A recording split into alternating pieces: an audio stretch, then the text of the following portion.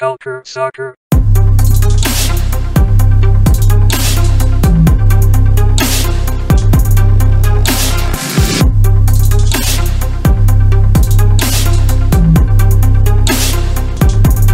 Culture Soccer.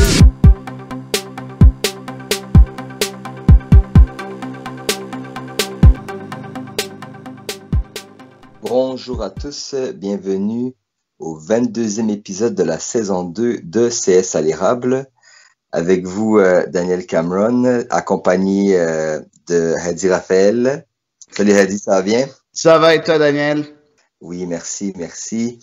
Alors, aujourd'hui, on a un invité de marque, notre fidèle George Sanchez. Salut George, ça va bien? Oui, ça va très bien. Bonjour à vous deux aujourd'hui. Merci. On est très content que tu sois avec nous de nouveau, Georges. Chaque fois, on fait appel à toi. T'es prêt? On aime ça et on adore avoir des discussions avec toi. Même si on n'est pas toujours d'accord, on est tout le temps dans le respect. On est dans le respect, puis c'est toujours très intéressant de voir d'autres points de vue et de discuter de tout ce qu'il y a autour du soccer canadien. Avec plaisir. Il y a un sujet que j'aime, c'est bien le soccer. Parfait. Alors aujourd'hui, on va discuter de la Voyageurs Cup avec une annonce qui a été faite par Canada Soccer cette semaine. Par la suite, on va parler de la succession de Kenneth Heinola reparti à l'expéditeur. Et par la suite, Georges va devoir nous quitter. Et Hadi et moi, on va parler de la dernière vidéo de Romain Molina au sujet de Mediapro. Alors, commencer donc Canada Soccer a annoncé le format, pas le format, mais a annoncé cette semaine que il y aura bien une Voyageurs Cup 2020 avec appelé le vrai nom c'est Canadian Championship, championnat canadien, qui est sous la forme d'une coupe, donc c'est pour ça que j'aime mieux l'appeler la Coupe des Voyageurs et qui est le nom du trophée. Donc cette année il y aura 11 clubs. Donc, les 8 clubs de CanPL et les 3 clubs canadiens de MLS. Donc, qu'est-ce que ça veut dire de nouveau, ça? Ça veut dire qu'il n'y aura pas les clubs semi-pro tels que prévu, qui étaient les clubs semi-pro ontariens Masters FA et le club champion de PLSQ, l'AS Blainville. Par contre, on a l'Atlético Ottawa qui, depuis un moment, on attendait puis on n'était pas sûr s'ils allaient pouvoir participer. Donc les deux clubs canadiens, deux clubs amateurs qui de Ligue Ontario et de PLSQ vont pouvoir participer à l'édition 2021 de la Coupe. En raison des circonstances actuelles, ça ne sera pas possible. Donc j'aimerais bien avoir votre opinion sur le format à venir, là, parce qu'initialement, on avait, comme c'était séparé Est-Ouest, mais pas vraiment, mais oui, mais on voulait créer on voulait qu'il y ait des derbys, des rivalités. Donc là, avec 11 équipes, quel format tu penses qu'on pourrait avoir, Hadi?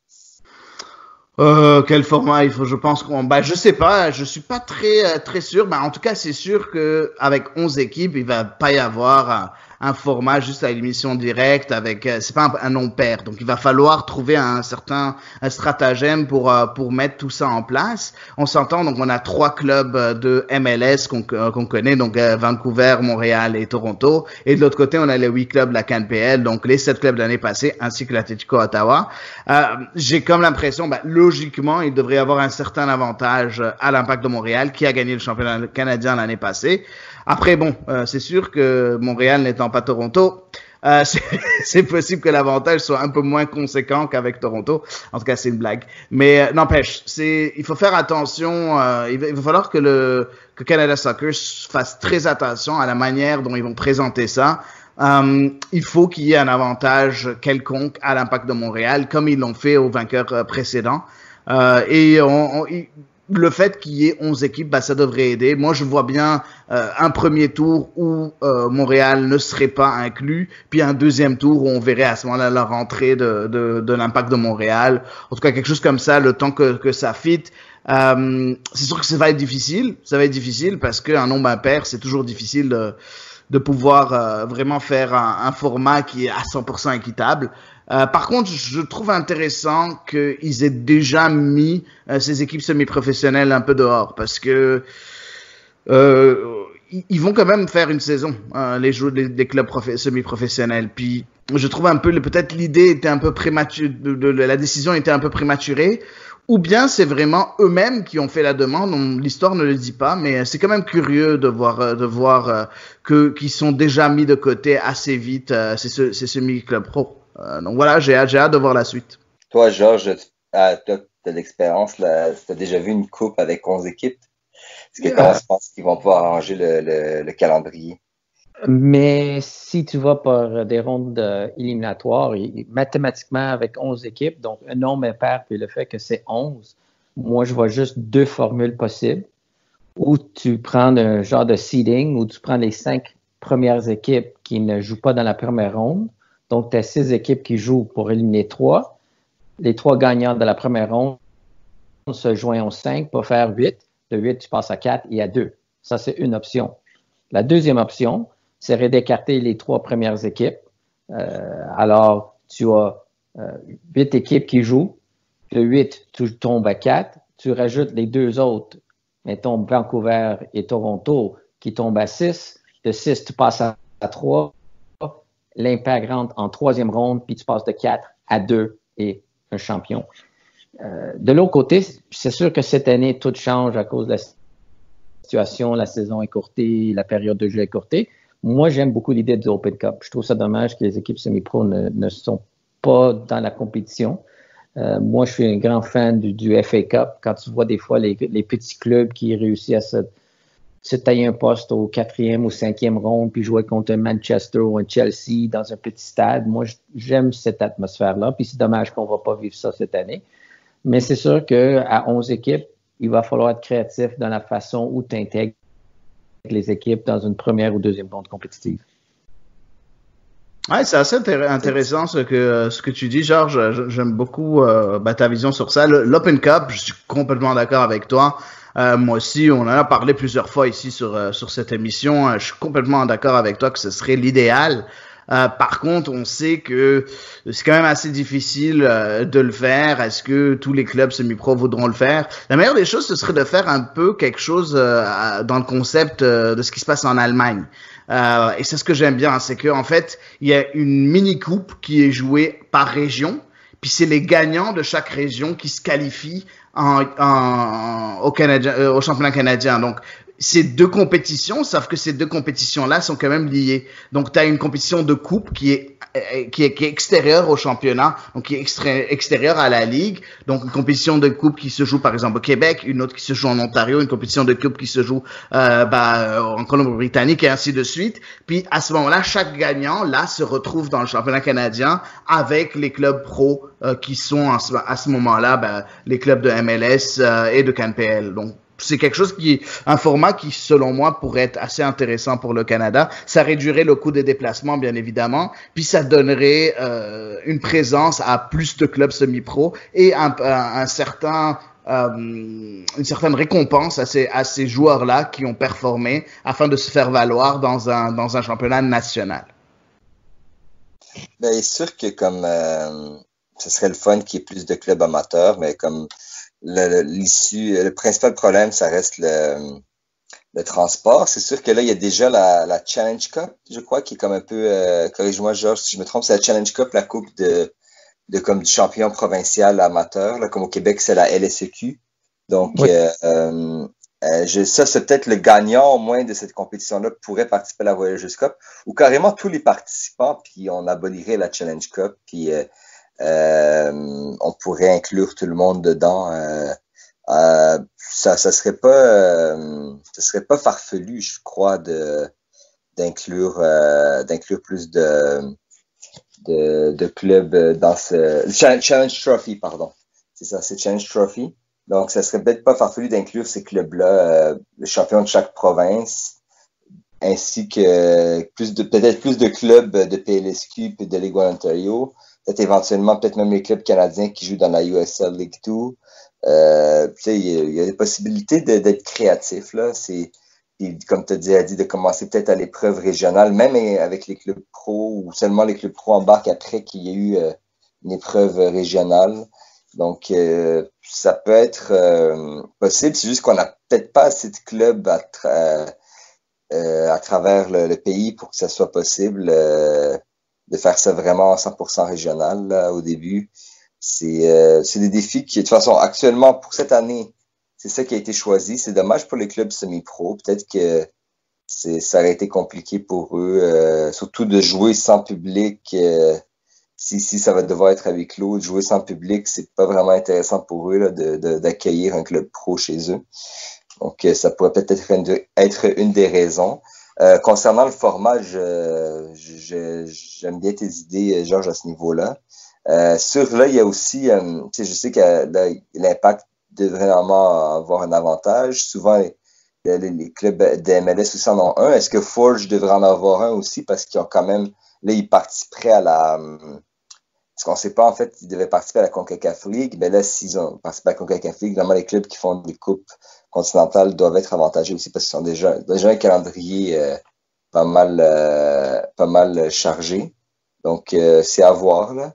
Et aussi, je voulais avoir votre opinion pour 2021. Qu'est-ce qu'on fait avec les deux clubs semi-pro qui devaient participer cette année? Est-ce qu'on les garde et on garde ceux qui vont peut-être être champions pour 2020 là, parce que la PLSQ devrait probablement reprendre bientôt. Est-ce qu'on les inclut? Est-ce qu'on prend les deux puis on aura plus de clubs amateurs? Est-ce que si un des deux a été champion aussi cette année, on laisserait passer un tour de plus? Toi, t'en penses quoi, Georges, qu'on devrait faire avec les clubs amateurs pour l'année prochaine qui vont pouvoir revenir là?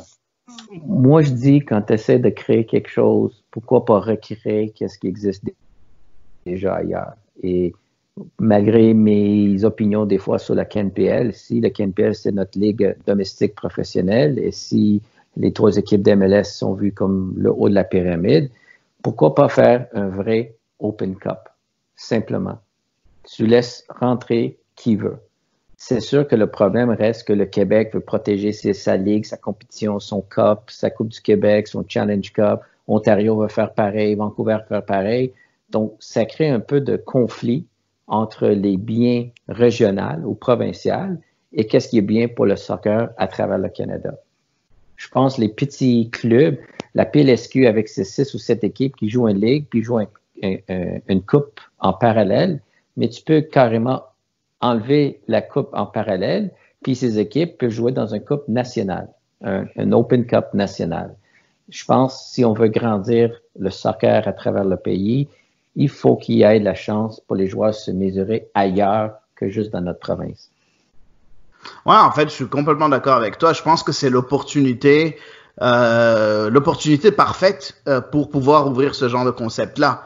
Bon, les deux gagnants ont gagné l'année. Les deux gagnants ont été, leurs places ont été reportées à 2021. C'est parfait.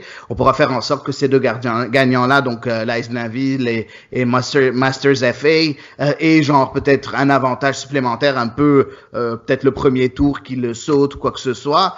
Et puis les autres, ils rentrent tous. Ils rentrent tous à un niveau au premier tour par exemple, ou bien faire en sorte que les gagnants de 2020 et le premier tour manquent le premier tour, les gagnants de 2020 manquent 2 tours, puis les gagnants de 2021 manquent un seul tour. Bref, il y a plusieurs manières de le faire, que ce soit en Open Cup, mais dans tous les cas, j'espère que les gagnants de 2020 seront inclus aussi. Parce que c'est très bien d'avoir les gagnants de 2019 qui viennent en 2021, mais les gagnants de 2020 doivent avoir une représentation aussi. Puis là, à ce moment-là, il y a une autre question qui s'ouvre, que si jamais l'AS Blainville gagne la PLSQ de 2020, c'est qui se qualifie pour 2021 aussi? Est-ce que ce serait le deuxième? Est-ce qu'il devrait y avoir autre chose, un coefficient sur les 3 dernières années? Je sais pas. Ce sera la décision de Soccer Québec de vraiment désigner quelqu'un qui puisse gagner ça. En tout cas, c'est très excitant.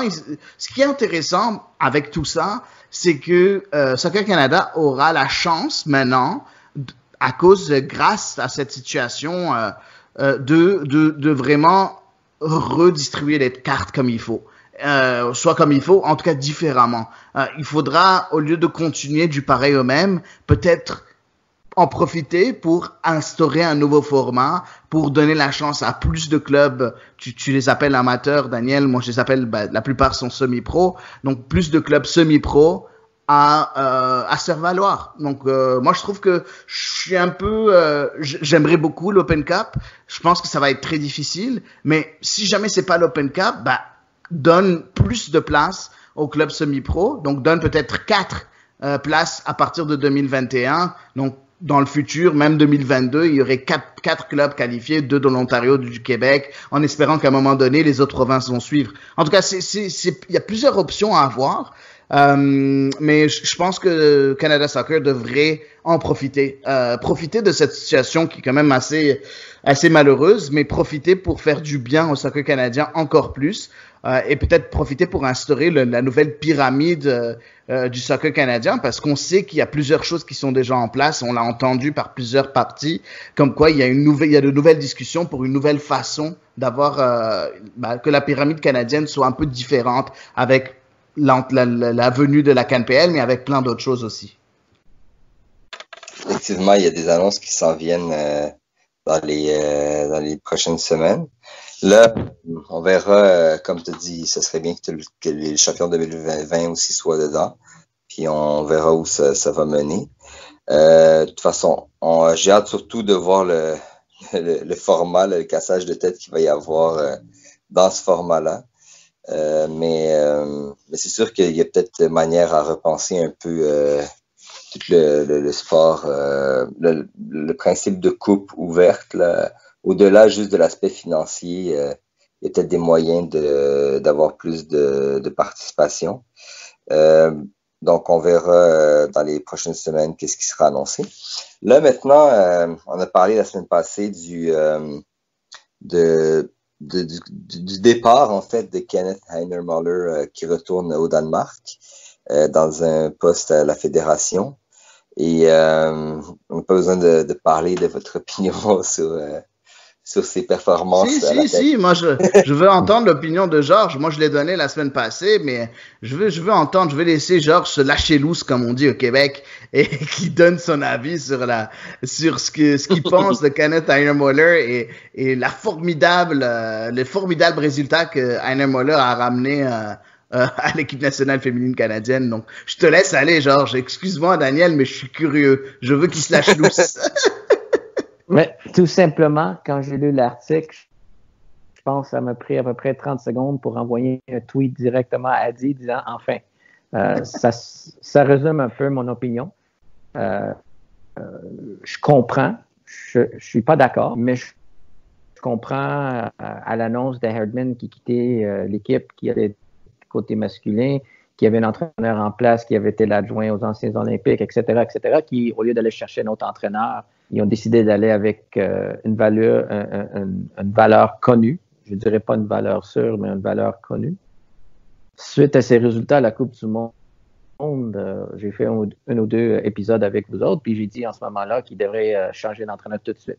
Moi, je voyais toujours les Olympiques comme le début d'un cycle vers la Coupe du Monde 2023. Canada Soccer, au contraire, ils voyaient les Olympiques comme la fin d'un cycle.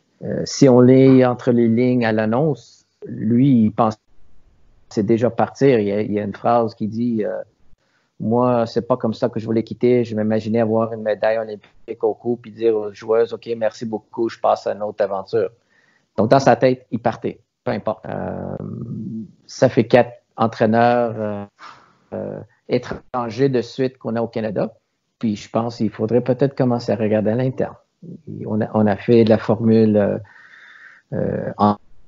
entraîneur de nom, entraîneur expérimenté de l'extérieur. Pourquoi pas peut-être commencer à regarder à l'interne puis bien entourer cette personne-là.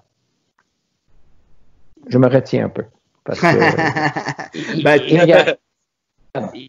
on peut pas changer la coupe. Puis moi, comme tout le monde, ce printemps-été avec la pandémie, mais on vit une situation peu connue, donc tout est amplifié, on est tous un peu plus nerveux, on est tous un peu plus sensibles à des choses. Moi, je préfère avoir un peu d'optimisme. Puis je dis, au moins, on va voir un nouvel entraîneur. Puis je dis bien, nouvelle, j'espère. personne en place qui va rentrer pour les Olympiques pour se mouiller les pieds, puis après, il va avoir 2 années pour préparer pour la prochaine Coupe du Monde. C'est comme ça, j'espère que Canada Soccer va voir ce projet-là. Ouais, ben j'espère aussi. En tout cas, j'espère que ce sera... Ils vont être capables de prendre du recul, puis remarquer, bon, on s'entend, et on va pas se le cacher, c'est quand même un échec, Kenneth Muller. Il a pas eu, il a eu une place qualificative pour les Jeux Olympiques, mais c'était pas très difficile en CONCACAF. Ce serait vraiment, en fait, ça aurait été vraiment ridicule si jamais il l'avait pas eu, parce qu'il faut finir dans les 2 premiers. Mais par contre, en Coupe du Monde, ça a été complètement le néant. C'est drôle parce que j'étais en train de lire, je me rappelle même plus c'est quel article, mais il y a un article qui disait quelque chose comme quoi le prédécesseur de John Herdman, en tout cas la femme, je me rappelle plus de son nom, je sais pas si tu te rappelles, Georges, avant Herdman, ouais. C'était Carolina Maratti. C'est ça. Donc elle, l'italienne. Exactement. Donc, elle est venue, d'après ce que j'ai lu dans l'article, elle a mis les bases d'un système. John Herdman est venu, il a instauré le système et il l'a mis en place. Puis, Heiner Muller, d'après cet article-là, il a mis en place une équipe qui est beaucoup plus forte en possession du ballon. Je sais pas vous, mais moi, j'ai pas vu ça. Je sais pas d'où ils ont ramené ça. J'ai trouvé que oui, il y avait un peu d'amélioration, surtout contre des équipes très faibles. Mais dès qu'on se retrouvait contre une équipe un peu plus forte, du même niveau que du Canada, ou un peu meilleure, directement on revenait à un système de jeu très défensif. Je trouve vraiment dommage que Kenneth Muller, surtout si jamais il savait qu'il s'en allait, moi à sa place, j'aurais pris plus de risques. J'aurais fait en sorte d'être contre toutes les équipes, une équipe qui cherche la possession. Parce qu'on a ce genre de joueurs-là qui sont capables de jouer à ce niveau-là. Bref, on en a parlé longuement plusieurs fois, mais je trouve bizarre que maintenant on voit des articles qui sortent et qui tressent les louanges de Kenneth Muller, tandis qu'il n'a pas fait grand-chose. Sincèrement, ça vient vraiment me chercher, en fait, personnellement.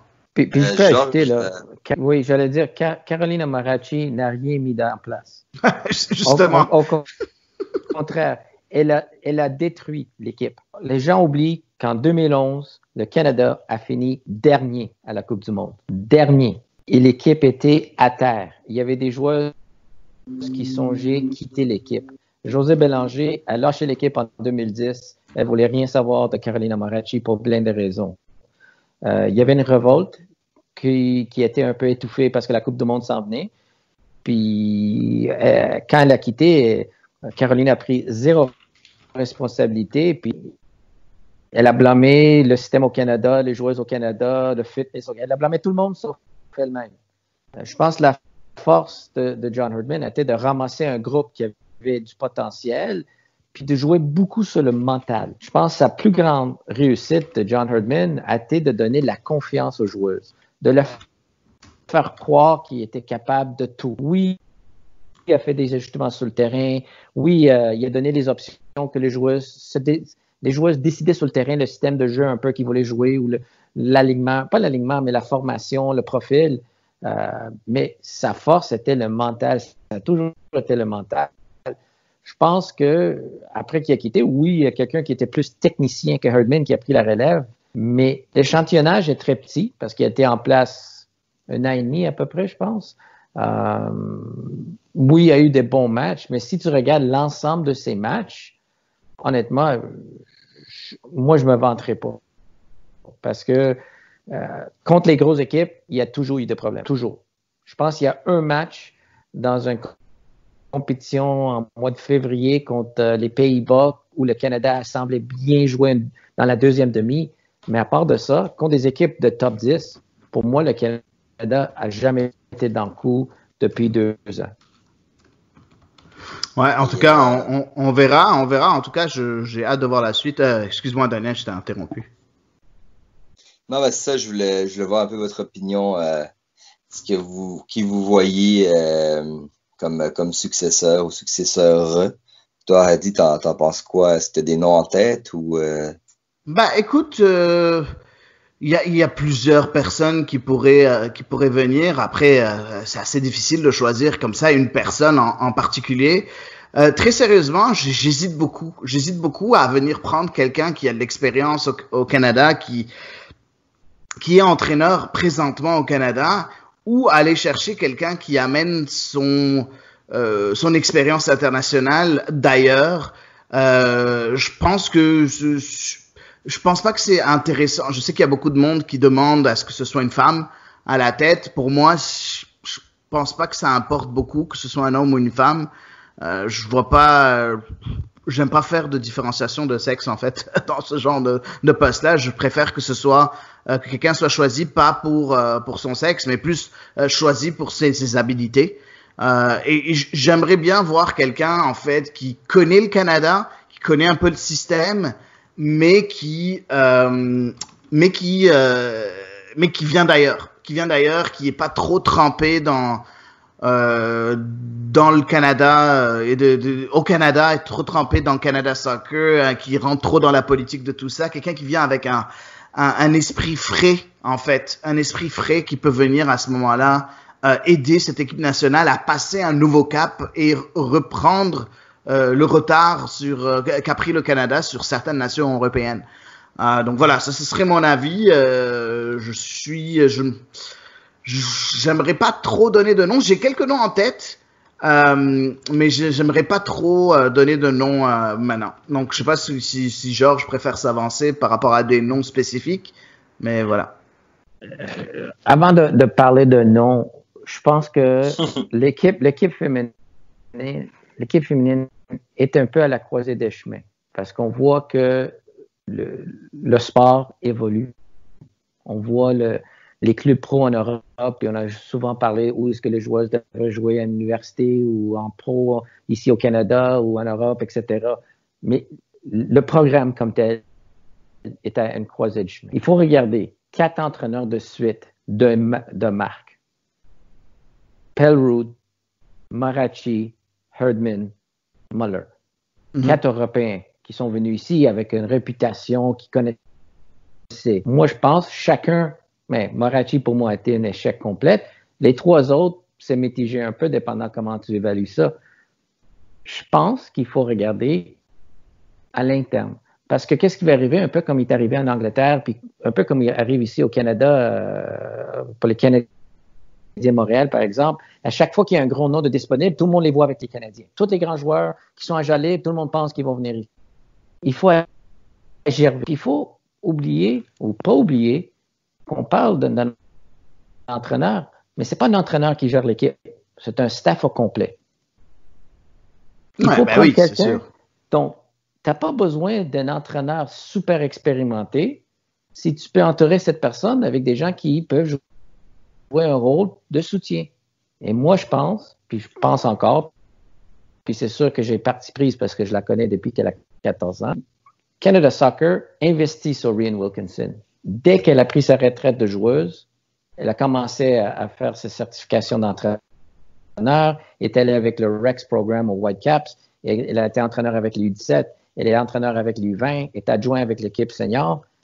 Pourquoi pas donner une chance à une joueuse, une ex-joueuse qui est crédible, qui a toujours été vue comme une des leaders de l'équipe, qui est très proche avec le grand noyau de l'équipe, avec Christine Sinclair, avec Gail, avec Robin Gale, avec Carmelina Moscato, toutes ces personnes qui commencent à prendre des rôles dans le coaching. Tu pourrais faire quelque chose d'intéressant avec des ex-joueuses qui ont tous une expérience dans le coaching. Puis moi, je pense que ça va donner une autre allure au programme national. Puis peut-être c'est ça qu'on a besoin maintenant. Quelqu'un qui a peut-être pas la crédibilité au soccer féminin à l'échelle internationale, mais qui a une grande, grande crédibilité avec l'équipe, avec les joueuses. Parce que les jeunes joueuses qui montent de U17 et U20, ils ont été coachés par qui depuis 2-3 ans? Rhian Wilkinson. Donc, la période d'apprentissage, parce qu'ils vont avoir une année avant les Olympiques, n'aura pas besoin d'être très longue parce qu'elle connaît déjà les joueuses. Elle connaît déjà le programme. Elle connaît les embûches. Elle connaît le potentiel. Donc, elle va pouvoir s'adapter rapidement. Puis après, ça va être à elle, avec le soutien de Canada Soccer, de se trouver des bons adjoints qui vont l'aider. Tu sais quoi, j'aime beaucoup ton choix pour Rhian Wilkinson. C'est quelqu'un que j'aime beaucoup. Moi, je voyais un peu dans le même style que toi, mais bon, je vais nommer quelqu'un. moi, je verrais bien, par exemple, Jessica Silva, par exemple, qui reviennent prendre les rênes de l'équipe nationale, qui entraîne maintenant le FC Metz en division 1 féminine. Tu sais, c'est quelqu'un qui connaît qui connaît le Canada, parce qu'elle est canadienne, portugaise, italienne, ainsi de suite.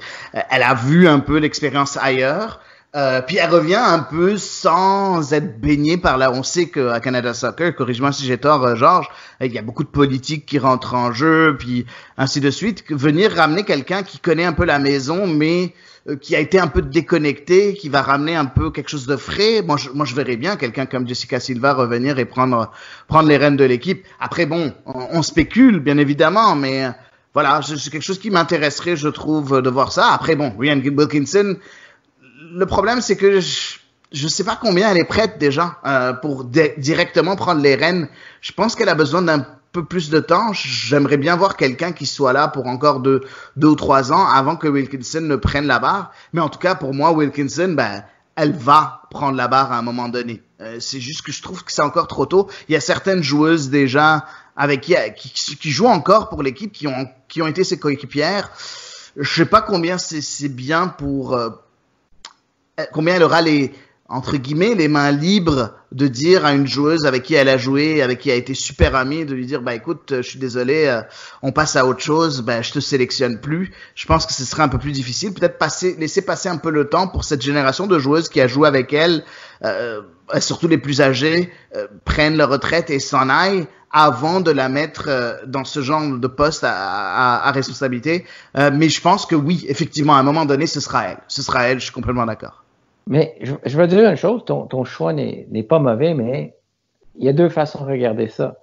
Ouais. Si tu vois déjà que peut-être Rhian Wilkinson va être prête pour le prochain cycle, donc disons après la prochaine Coupe du Monde ou après la prochaine Olympique, tu n'amènerais pas un entraîneur qui est quand même dans la carrière d'entraîneur jeune, comme Jessica. Parce que ce serait pas correct de dire à une joueuse comme Jessica, mais tu vas quitter ton poste dans un club professionnel en Europe, revenir au Canada pour tenir place à l'équipe pendant 3 ans, parce qu'on voit Rhian dans 3 ans. Ouais, je vois ce que tu veux dire, mais on s'entend qu'il y a très peu de coachs qui restent plus que 3 ans. Hein, non, je suis d'accord. Ouais. Mais je veux dire, il y a ça. Parce que si Jessica vient puis fait bien, pourquoi elle ne restera pas? John Herdman a été ici 7 ans. Ouais.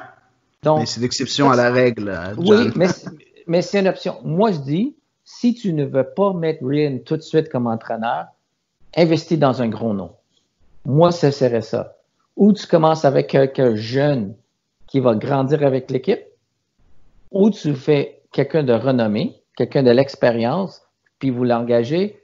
Vous avez un poste jusqu'aux prochains Jeux olympiques, puis après ça, vous préparez l'équipe pour la relève. Puis quelqu'un qui est plus âgé, plus expérimenté, qui a un certain vécu, peut-être ça lui donne une chance ou ça la donne une chance de réussir quelque chose qu'il n'a pas encore fait. Par rapport à ton commentaire, est-ce qu'elle va être capable de gérer des joueuses avec qui elle joué? Mais il ne reste pas tant que ça, si on est honnête. Mais, comme j'ai dit, connaissant un peu l'entourage, elle a toujours été vue par beaucoup de personnes comme la conscience de l'équipe. C'est elle qui tenait, même si Christine Sinclair, c'est la capitaine, Rhian était la conscience. C'était elle qui mettait de l'ordre dans le groupe quand ça allait pas bien. C'est elle qui a ramassé l'équipe en 2012 aux Olympiques après la défaite contre les États-Unis en demi-finale. Donc, le rôle d'adjointe est là, même avant qu'elle prenne sa retraite. Ouais. Elle était prête à quitter l'équipe parce que moi, j'ai parlé avec elle 3 jours après la défaite à la Coupe du Monde 2015, puis elle était prête à prendre sa retraite, puis c'est John qui l'a supplié de revenir pour faire les Olympiques en 2016. Puis elle n'a pas été titulaire aux Olympiques. Elle était là pour sa présence, pour son influence sur le groupe. Parce que pour lui, elle était comme une adjointe. Et je sais pas, peut-être je me trompe, mais moi, je viserais plus avec elle comme on dit en anglais, le figurehead, la personne en haut de la pyramide, puis tu peux l'entourer avec des entraîneurs d'expérience. Ouais, c'est une belle, je pense que c'est une belle façon de voir les choses. En tout cas, c'est sûr que je serais pas déçu si jamais c'est elle. Je trouve que c'est quand même assez logique. Comme j'ai dit, c'est juste les petites relations interpersonnelles qu'elle a avec des joueuses qui pourraient peut-être mettre un frein à certaines décisions qui devraient être prises. J'en ai parlé plusieurs fois où il y a des joueuses, et on en a parlé toi et moi, Georges, plusieurs fois en off, comme quoi il y a des joueuses qui soit sont devenues un peu trop vieilles, soit qui n'ont pas assez progressé avec le jeu, que le jeu a trop progressé pour elles et qui devraient plus faire partie de l'équipe nationale, sans aucune pression personnelle. C'est en fait des joueuses que j'aime beaucoup, mais arrivé à un moment, il faut qu'il y ait quelqu'un qui ait la poigne pour pouvoir prendre ce genre de décision-là. Et je me demande si jamais Wilkinson a cette poigne-là de dire à ses amis, parce que ça va être des amis à elle, que désolé, à partir de maintenant, je compte plus sur toi. Et c'est ça qui me fait un peu peur. Je trouve que c'est un peu trop tôt encore. Juste de ce point de vue-là, je dis pas qu'elle est pas mûre ou qu'elle est pas prête. J'ai juste peur de ce côté-là parce qu'on sait comment les relations interpersonnelles peuvent venir et être un frein à une certaine progression. C'est juste ça. Mais il va y avoir un jour un entraîneur qui va sûrement avoir à dire à Christine Sinclair, ta carrière est finie. Écoute, moi je pense qu'en tout cas, elle sera finie après les Jeux Olympiques. Je suis d'accord, mais il y a des joueuses, peut-être qu'un jour, il va y avoir un entraîneur qui va falloir à dire à une ou deux ou trois joueuses, j'ai plus besoin de toi. Ouais. Et alors, est-ce que ça va être facile pour quelqu'un, on peut dire, c'est facile pour quelqu'un qui connaît pas les filles de le faire? Pas certain. C'est plus facile. Pas c'est facile, c'est plus facile, non? Ça dépend. Parce que est-ce que Des Scott va accepter de se faire dire par quelqu'un qu'elle connaît pas du tout, t'es plus capable de suivre? Ou est-ce qu'elle va l'accepter de Reed Wilkinson avec quelqu'un qui est allé à la guerre dans des gros matchs, qui lui dit, regarde, on se connaît depuis 8 ans, puis malheureusement, tu n'as plus les capacités. Je sais pas. Mais c'est un point de vue qui se tient, que peut-être la joueuse va accepter plus de jouer un rôle secondaire venant d'un entraîneur qu'elle connaît que de l'accepter de l'entraîneur qu'elle connaît pas. Ouais. Parce que bâtir une équipe, c'est tout. Tu sais, il y a une philosophie qui dit tu prends jamais un ancien vedette comme remplaçant sur le banc parce qu'ils sont habitués à toujours jouer, puis le moment qu'ils arrêtent de jouer régulièrement, ils vont mettre le trouble dans un groupe. Alors, à un moment donné, moi je dis une fille comme Des Scott, si elle n'est plus capable d'être titulaire, tu la gardes plus dans le groupe. Et j'adore Des. Ouais. Tant qu'avoir quelqu'un sur le banc, je préfère avoir une jeune qui amène une autre dimension. Alors, regarde, peut-être qu'il va y avoir un nom qu'on n'a pas pensé. Moi, j'ai entendu Jill Ellis pour revenir au Canada parce qu'elle connaît l'Amérique. Sérieusement. Oh, je pense vraiment que Jill Ellis, qui a coaché la meilleure équipe au monde pendant des années. Et déjà, étant anglaise, déjà que l'entraîneur britannique a annoncé qu'il va quitter après l'année prochaine la barre de les Anglaises. Penses-tu que Jill Ellis va choisir le Canada versus l'Angleterre? Surtout avec l'équipe que l'Angleterre est en train de former. On a de très bonnes joueuses. Donc, je doute très fort. Après, bon, si jamais ça arrive, je sais pas, tu me corriges si j'ai tort là, mais ce serait toute une signature d'avoir Jill Ellis venir là. Ce serait extraordinaire. Ce serait vraiment extraordinaire. Moi, personnellement, à la période où on est, la période où on est, au lieu d'aller chercher un mercenaire, je pense que c'est le temps de regarder à l'interne. Ça serait vraiment ça mon choix. OK. C'est un choix qui se vaut. Je pense que on va le savoir très bientôt. J'espère qu'ils vont pas trop attendre parce que c'est quand même intéressant. C'est quand même important de profiter un peu de cette situation actuelle, la situation actuelle maintenant où il n'y a pas de match, pour que cet entraîneur soit là puis commence à comprendre un peu les rouages de Canada Soccer, que ce soit quelqu'un de l'interne. On s'entend que les rouages en tant qu'entraîneur-chef sont différentes que si jamais tu es entraîneur des moins de 19 ans ou tu es adjoint de l'entraîneur, quoi que ce soit. Donc, tu peux leur permettre d'avoir un peu plus de temps pour assimiler leur rôle. Et si c'est quelqu'un de l'extérieur, encore plus. Donc bref, j'ai hâte que ce soit. J'espère que ça va être une décision assez rapide parce qu'il va falloir prendre une décision assez rapidement pour donner le temps à cet entraîneur-là de venir mettre le tout en place. Je pense que c'est primordial que ce soit assez rapide. J'aimerais au maximum d'ici un mois, donc d'ici la fin du mois de juillet, qu'il y ait une annonce dans ce sens-là. J'ai hâte de voir pour pouvoir un peu décortiquer un peu le successeur de Kenneth Niedermuller, qui est pour moi déjà un gros flop. Et voilà, on attend voir s'ils vont pouvoir trouver quelqu'un qui fait du sens à cette place-là. Je suis amplement d'accord. Le plus vite, le mieux. Regardez, honnêtement, c'est sûr que comme le choix du successeur va nous donner un peu une idée de quelle lignée veut suivre Canada Soccer. Est-ce qu'on va choisir quelqu'un qui va s'inspirer du groupe actuel ou quelqu'un qui va plutôt vouloir repartir sur des bonnes bases? Donc, ça va nous indiquer. Je connais déjà votre opinion sur le sujet, mais je sais, j'ai vu un peu sur Twitter, c'est pas tout le monde qui partage cette opinion. Il y en a qui croient qu'il faudrait utiliser le groupe actuel pour continuer dans une bonne lignée. Donc, c'est les amis. C'est Carolina Moscato qui a dit ça. C'est Moscato qui est maintenant, on en a parlé la semaine passée, qui est la commissaire de la Ligue One Ontario, qui a dit ça, comme quoi il faut s'appuyer sur le même groupe. Oui, c'est normal, elle prêche pour sa paroisse, c'est toutes ses meilleures amies qui sont là. Donc oui, c'est normal. Mais c'est pour ça que j'ai peur un peu de Ryan Wilkinson. Est-ce qu'elle aura un peu parce qu'on l'a entendu, Moscato, durant la Coupe du Monde, c'est elle qui était commentatrice, pardon. Et elle allait toujours dans ce sens-là. Par exemple, on lui posait la question, est-ce que tu mets Jade Rivière ou est-ce que tu mets Alicia Chapman? À chaque fois, elle disait, Chapman. Puis c'est là, non, Chapman est dépassée. Je l'adore. C'est une des joueuses que j'aime le plus. Sauf que, elle est plus au niveau. C'est aussi simple que ça. C'est pas parce que c'est ton ami qu'elle est au niveau. Donc voilà. C'est pour ça que, excuse-moi, Daniel, je t'interromps, mais c'est quelque chose qui m'a vraiment fait réagir. J'ai rien dit sur le coup, là, mais quand j'ai lu ça, j'étais là, bon, écoute, il faut arrêter de faire la partisanerie là, puis amener quelqu'un qui fait du sens par rapport au contexte actuel. Donc voilà. Je suis amplement d'accord. Parfait. Mais dans ce cas-là, ça clôture notre discussion sur le sujet. J'ai hâte. De toute façon, dès qu'il y aura une annonce, je pense qu'on va repartir la discussion. On va suivre avec attention la suite la suite des nominations, des annonces de Canada Soccer.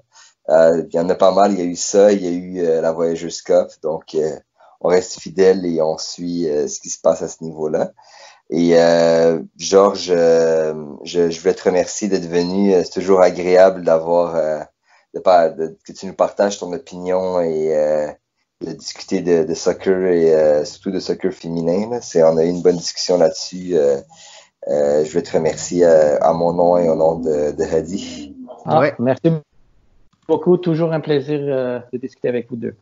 Parfait. Au plaisir de se reparler de nouveau une fois qu'on connaîtra le nouvel entraîneur. C'est sûr qu'on te réinvitera de nouveau. Parfait. Bonne soirée. Parfait. Bonne soirée. Alors, à nos auditeurs, après la pause, on vous parle de Mediapro.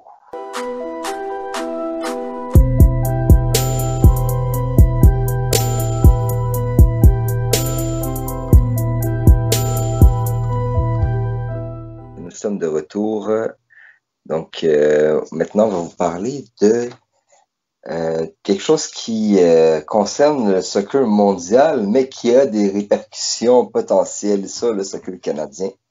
C'est une vidéo que Romain Molina a diffusée sur YouTube, en fait, sur laquelle il parle d'une enquête qui a été faite sur Mediapro au sujet du financement de Mediapro et des potentiels problèmes de liquidité du groupe.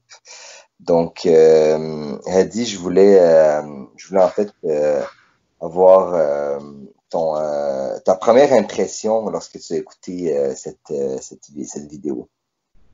Écoute, j'aime beaucoup les enquêtes de Romain Molina, qui est quelqu'un de très reconnu, un gros enquêteur. Pour ceux qui ne le connaissent pas, allez voir, il a fait des vidéos sur toutes sortes de foot, tout à rapport au foot, sur les super agents, sur plein de choses. C'est très intéressant ce qu'il dit. Par contre, souvent, ce qu'il dit est un peu trop sensationnaliste, selon moi. C'est mon avis par rapport à Romain Molina. Je prends tout. Il a raison dans plusieurs de ses analyses. Sauf qu'il a tendance à vouloir chercher la bête en disant faites attention, ça va pas marcher, tandis qu'il y a toujours d'autres façons de voir les choses qui pourraient faire en sorte à ce que ça marche. Bon, après, ça c'est de manière générale mon impression sur Romain Molina. Par contre, ce qui est quand même assez intéressant, c'est que il a raison de tirer la sonnette d'alarme parce que ça a l'air assez dangereux ce que Mediapro est en train de faire.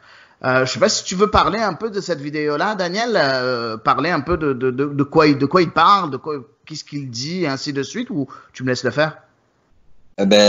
T'étais bien parti, fait que je vais te laisser présenter. C'est cool, hein, je ne sais pas trop prendre ta place, mais en fait, c'est ça, ce qu'il dit, c'est que Mediapro, bien évidemment, ils ont été, en gros, ça a été un peu une sorte de montage financier pour les propriétaires de Mediapro. On sait que c'est pas une personne qui est propriétaire de ce média-là. On a 54% pour un groupe chinois, puis le reste est divisé entre d'autres groupes. Par contre, ce qu'il dit et ce qu'il arrive à démontrer avec des documents à l'appui, c'est que ce groupe chinois-là et tous les autres actionnaires ont dépensé 0 € pour acquérir Mediapro et que tout a été fait par l'entremise de prêts. De plus, ils ont fait des offres monstrueuses pour avoir les droits TV de plusieurs championnats, dont la Ligue 1 où ils ont proposé une offre de 1 milliard, ce qui était du jamais vu en France. Et ce qu'il essaie de dire, c'est que, bien évidemment, comme vous le savez, dans ces genres de prêts-là, il faut que tu rembourses au fur et à mesure. Et il y a plusieurs échéances. Tu rembourses pas le tout en 6 mois, là. Tu rembourses le tout sur plusieurs années et c'est échelonné sur plusieurs années. Et ce qu'il était en train de démontrer, c'est qu'en 2025, ils vont avoir un énorme montant à rembourser. Donc un énorme un montant de 620 millions d'euros qui sera dû en 2025. C'est quand même énorme. Et ils se demandent comment ils vont faire, sachant que aussi il y a 200 millions d'euros seulement dans le compte dans le compte de banque de Mediapro. Donc voilà ce qu'il dit, ce qui est quand même une sonnette d'alarme, c'est très logique de s'inquiéter. Il parle aussi, bien évidemment, du classement Moody's. Pour ceux qui connaissent pas, le classement Moody's, c'est un classement fait par je pense, une société torontoise, si je me trompe pas, qui va un peu noter un peu les groupes comme ça et leur donner une certaine note. Soit genre A, B, B1, B2, B3, B4, B5, whatever. Et puis, ils ont rétrogradé Mediapro de 2 rangs.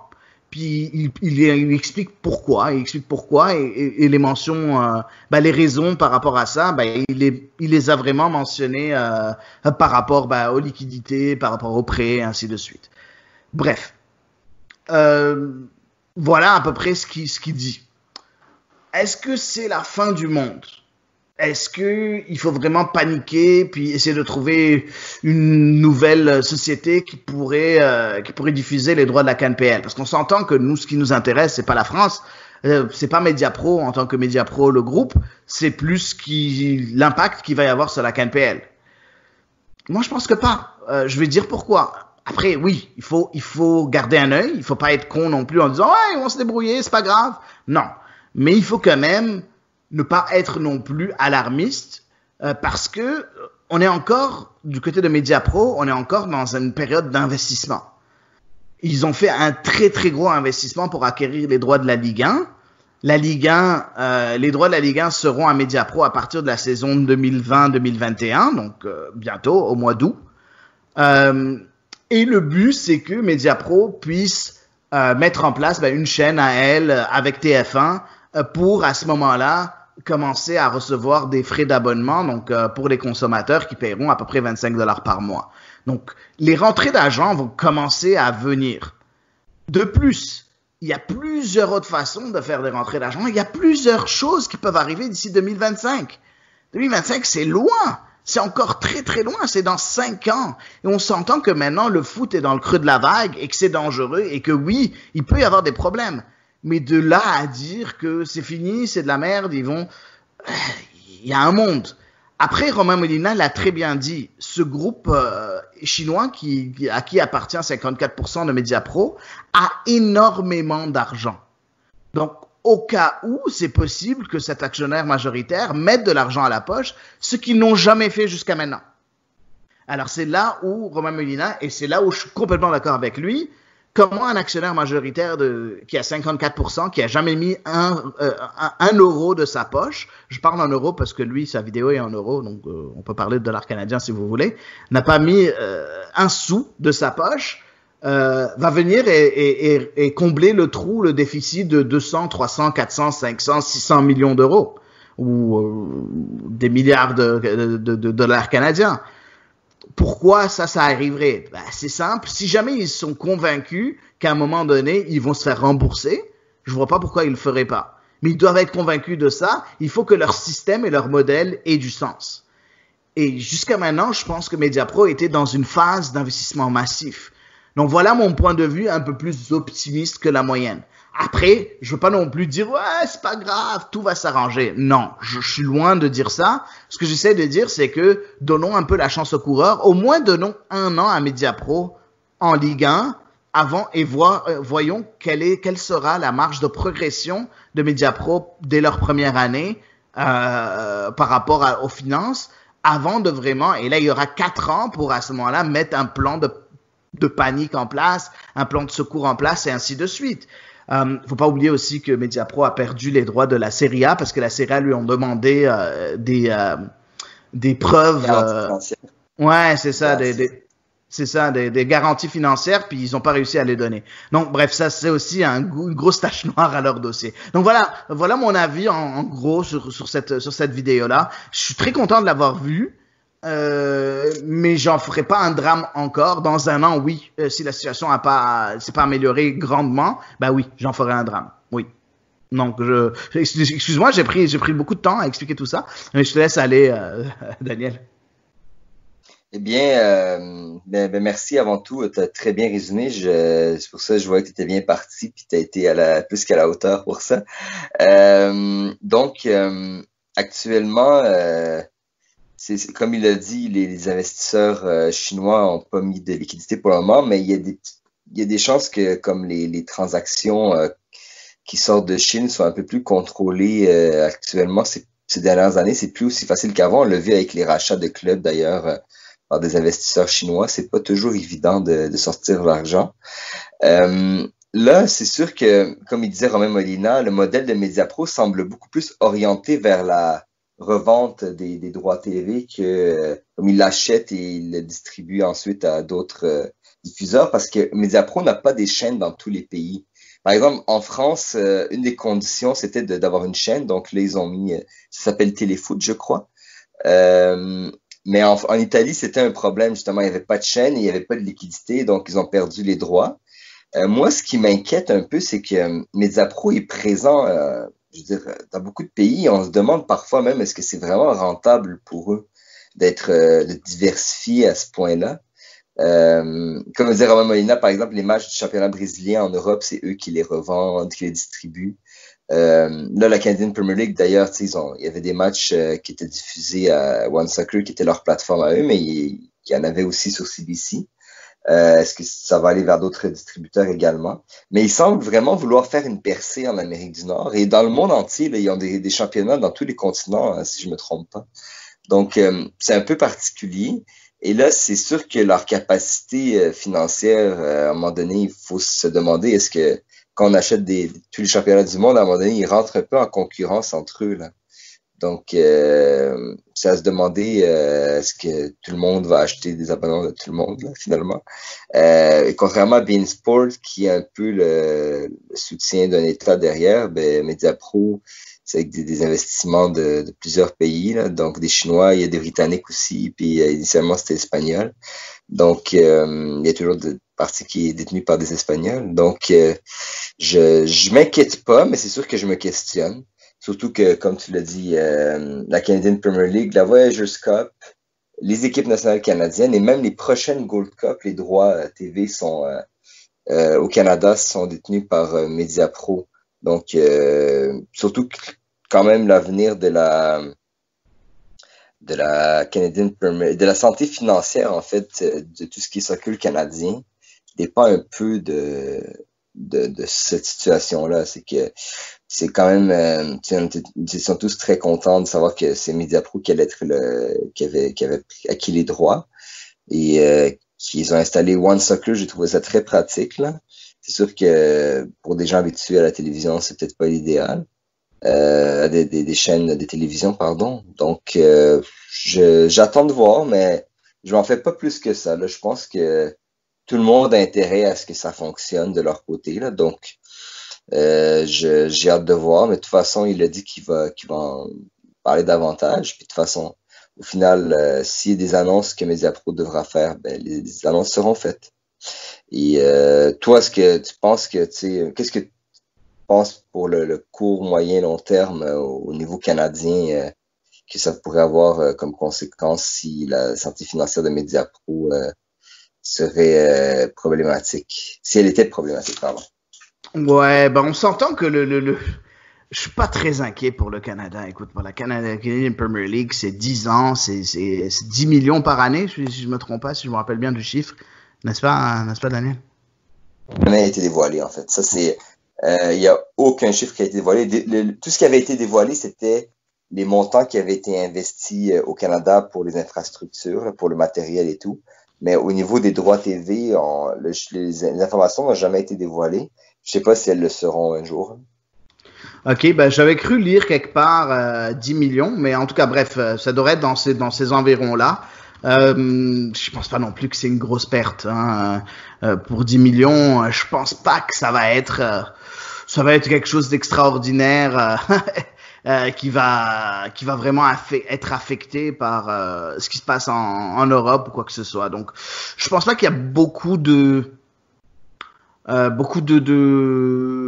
risques pour One Soccer sur le court terme, en tout cas, donc pour les 2-3 prochaines années. Après, bon, c'est sûr que si le groupe Mediapro fait faillite avant les échéances en 2025, oui, c'est possible. Moi, je pense qu'il y a une stratégie derrière tout ça.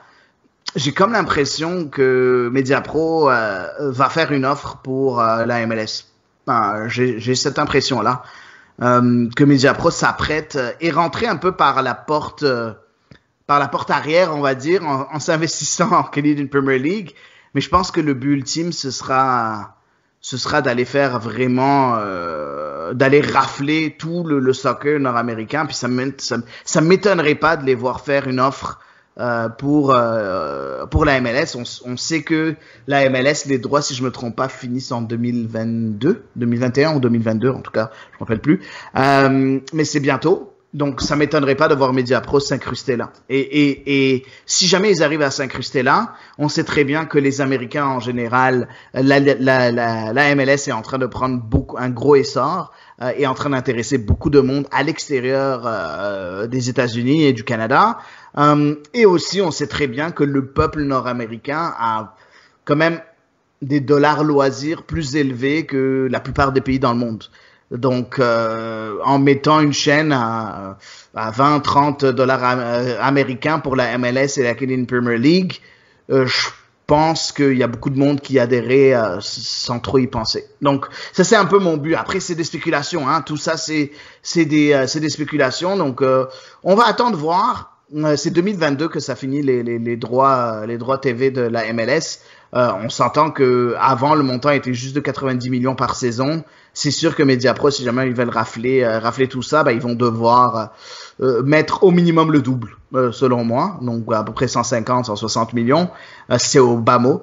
Et je pense que c'est dans les cordes. Donc on verra la stratégie, mais ça m'étonnerait pas de les voir s'incruster dans la course.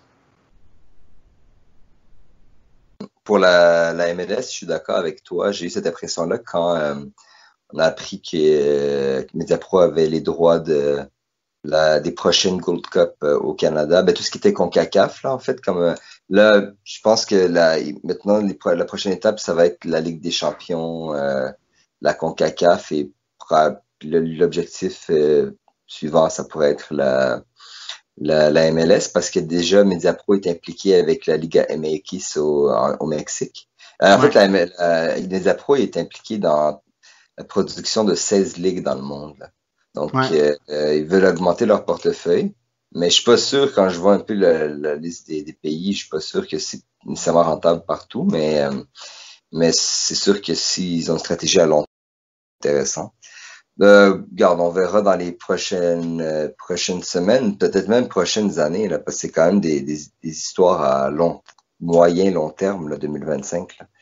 Donc, c'est quand même plus que en 2025, ça va être la moitié plus que la moitié du contrat de Canadian Soccer Business.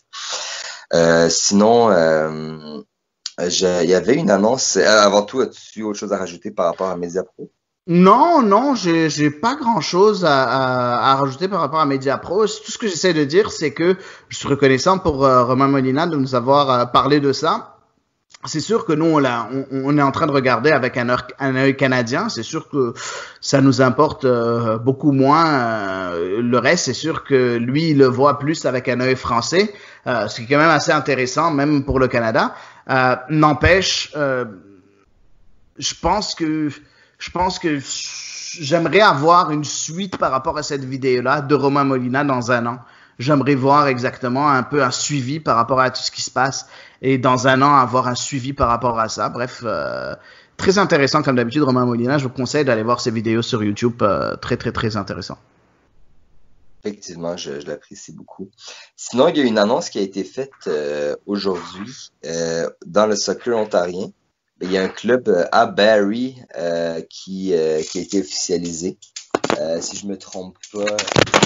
1812 FC à Barrie, je pense qu'il va s'appeler comme ça, 1812 FC. Enfin, 1812. Exactement. J'aime pas trop les clubs qui mettent le nom, qui ont ce genre de nom, mais bon, qui prennent leur année de fondation comme Munich 1860, là. Mais Ouais. c'est leur choix. Je travaille pas dans leur département de marketing, là, mais un de plus annoncé pas mal à longtemps à l'avance. Je trouve ça assez intéressant pour le soccer canadien dans son ensemble. Puis sortir, il me semble Barrie, c'est quand même éloigné de Toronto. Là. Je sais même pas si c'est dans le GTA actuellement, la ville la municipalité de Barrie. Là. Donc, C'est intéressant, mais ce serait une expansion en Ligue 1 Ontario. Donc, ça prouve que la CNPL, depuis qu'ils ont acquis la Ligue 1 Ontario, il y a une certaine continuité, puis il y a une certaine expansion qui est en train de se faire avec ce genre de club-là. Puis ça prouve aussi que la commissaire Carmelina Moscato, dont j'ai parlé un peu plus tôt, fait du bon travail, parce que c'est sûr que sans elle, il n'y aurait pas eu ce genre d'avancement-là. Donc, c'est quand même assez intéressant. Voilà, on va suivre ça. On suit pas trop la Ligue 1 Ontario ici sur CSL Érable, mais c'est quand même intéressant de mentionner ça. Je suis complètement d'accord avec toi. C'est quand même assez loin, oui, de Toronto. Il faut passer. C'est pas dans le GTA, effectivement. C'est pas dans le GTA, non. Il faut passer Vaughan, Newmarket pour aller. C'est vraiment au nord, bien au nord de Toronto, Barrie. Donc, intéressant en Ligue 1 Ontario de couvrir, bien évidemment, encore plus le terrain et de permettre à des joueurs de se faire voir dans une ligue semi-professionnelle. Donc voilà, intéressant. Exactement. Bon, alors, souhaite bonne chance. Moi, j'encourage toute initiative de soccer au Canada, que ce soit à Whitehorse, Barrie ou Montréal. Donc, on leur souhaite bonne chance. Sinon, actuellement, on suit toujours ce qui se passe avec la Canadian Premier League. On attend des annonces pour une reprise. On attend des transferts. Il y a des choses qui s'en viennent dans les prochaines semaines.